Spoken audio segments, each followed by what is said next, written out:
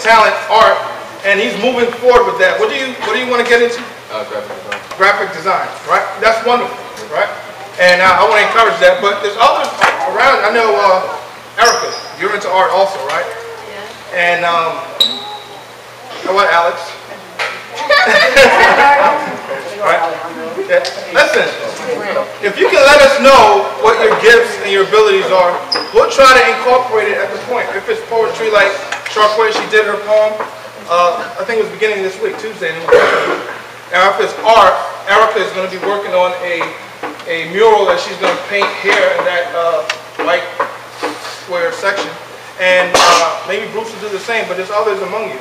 And as we move forward in the point, we want to be able to address the other gifts and talents. If you sing, and listen, I've been encouraging Sharkway to start a little singing team, singing group. I know some of you guys do have these talents that you keep in. I've heard James sing, right? And he sings better than he plays basketball.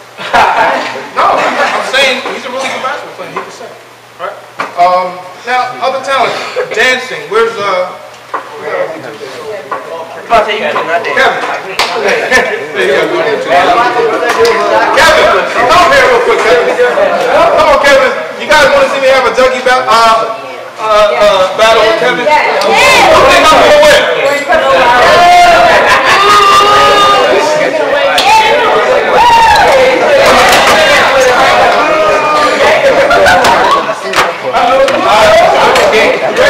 Ready?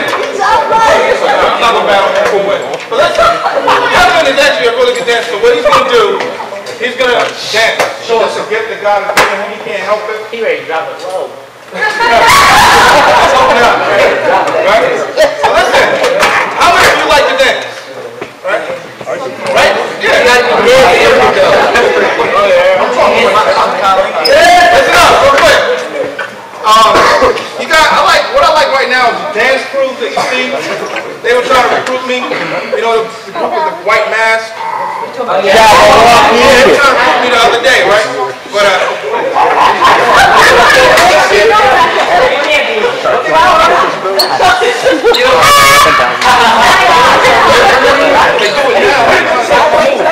anyway, what I would love to see is for some of you guys that at least just enjoy dancing to form a point dance group with Kevin leading guys. I suspect that after a few weeks there'll be another leader.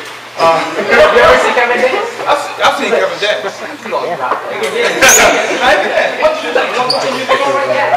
You serious?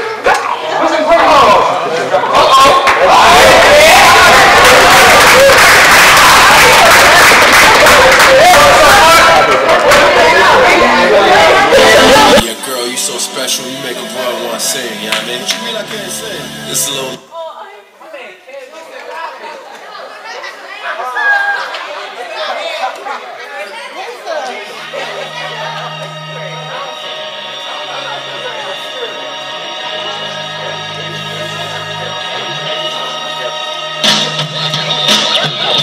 Okay, another day in this world system, still tripping. I don't expect anything different. They say, well, save dogs, save dolphins, save trees, but kids ain't really that important.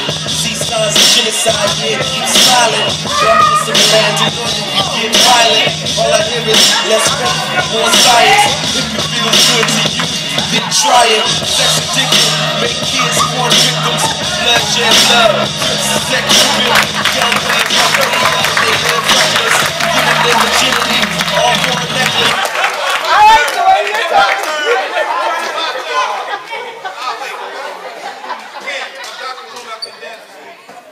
My man was driven, he was sitting on wisdom.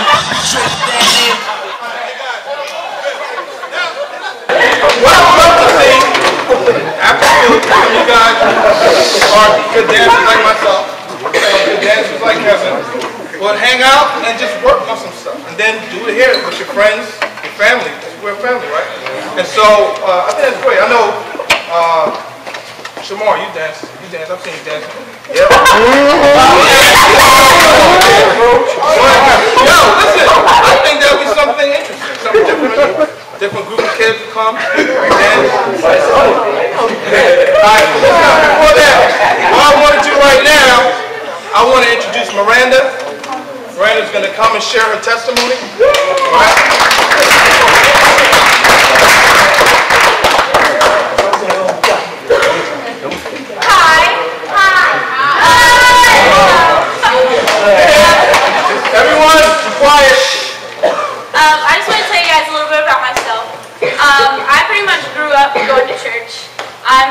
pretty much a church kid, as everybody would probably call me.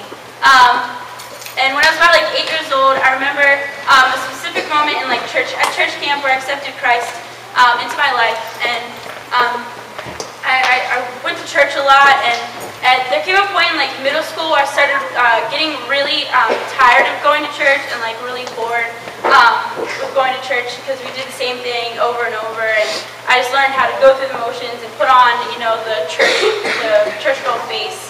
And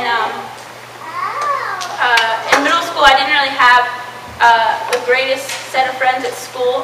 They would try to get me to say like curse words and stuff because like I was this good church girl and they thought it was funny. And saying like curse words and swearing in my house was like a big deal. Like it would be like a nuclear bomb would go off in my house if I said a curse word in front of my mom. She'd like freak out.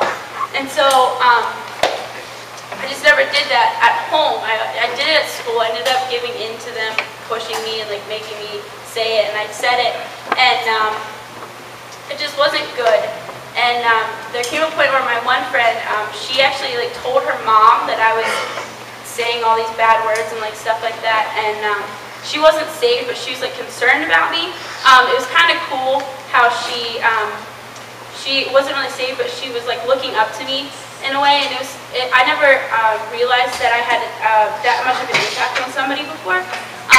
And so that was kind of a key moment where I, like a light switch kind of flipped on in my head, and I started getting like really serious about God and going to church more and getting more involved like with my youth group and stuff. And so I have just, from that, you know, I've learned that, you know, God's love is so good, and He'll forgive me, even though it was like something so minor as like saying curse words. You know, He still loves me and stuff. So, thanks.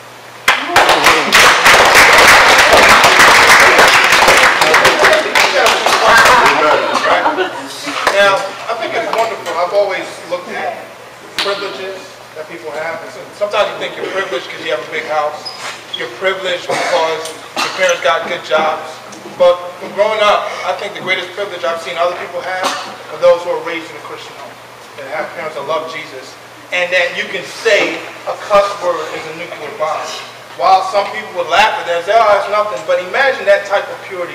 Imagine that type of peace in your home. Like, when I was growing up, there were always fighting. There was always cussing. There was always arguments. And you tend to think that's how it should be, right? You tend to think, well, everyone's like that. But I think of the great privilege you had. But growing up in a Christian home, it's easy to be so used to Jesus that you really don't get Him, right? What does Jesus mean to you? To be honest, I don't think I completely understood like who Jesus was to me until my first year of master's, because I grew up in church. I was a Christian that was saved because my parents were saved, and like my parents kind of like made me go to church in a way. And so throughout my first year of master's, you know, I really found God to be kind of like my father. Like He's my father, and I found like His love in my life and His acceptance and forgiveness. And so, yeah. That's awesome. Now, it's funny, when you think of someone coming from a Christian home, and the biggest sin for them is cussing, it's easy to think, they don't need Jesus, right? The person that needs Jesus is the person in jail, the person that's selling drugs in the corner. Share with us, do you need Jesus as much as the person who is doing 5 years in prison? Why? I do need Jesus because the Bible says that no sin is too small. My cussing is as bad as somebody like robbing a bank in Jesus' eyes. So I do need Jesus because I'm just as bad as a sinner as the person who said that would be in jail. So that always blew me away. To imagine that Jesus is so holy, He is so righteous, that a cuss is as bad in terms of He can't even deal with that. He can't even be around it as someone who's committed murder. Now, I'm not saying cussing and committing murder is the same thing. It's not. But it really points out to how holy Jesus is. So even the best of us, when God says, oh, you know who I'm comparing you to? Not your neighbor, not your friends in your school, but I'm comparing you to Jesus, we all fall short. And that's why all of us have to equally go to Him and say, I need you, right? So and when Jesus was being crucified, there were 2 criminals on his side, and they both needed him so badly. But you know who else needed him? His mother, who was witnessing him getting killed. That's how holy he is, that even his mother needs her sins washed away by his blood also, as well as criminals. So, Miranda, thank you so much. I really appreciate it.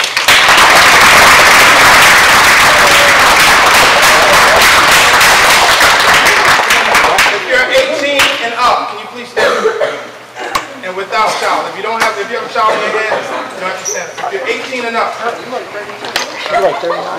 18 and up. Trey. Okay, 18 and up, can you please go on that side of the basketball court? Just wait there for a second. You're 18 and up. You're 18 and up. You're not? Yeah, yeah.